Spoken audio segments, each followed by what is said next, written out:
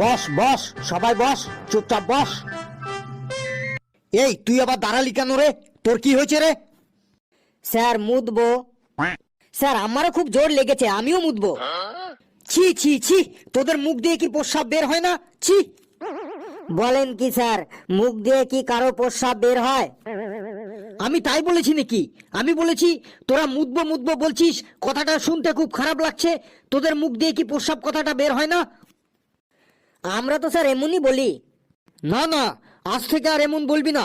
এরপর থেকে তোদের প্রস্রাব চাপলে বলবি স্যার চাপ আছে, তাহলেই আমি বুঝে যাব যে তোদের প্রস্রাব পেয়েছে, বুঝলি? স্যার যদি হাগু পায় তখন কি বলবো?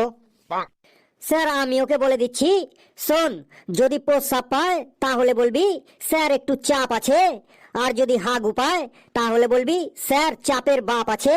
তাই না স্যার? ঠিক বললাম তো আমি? চুপ।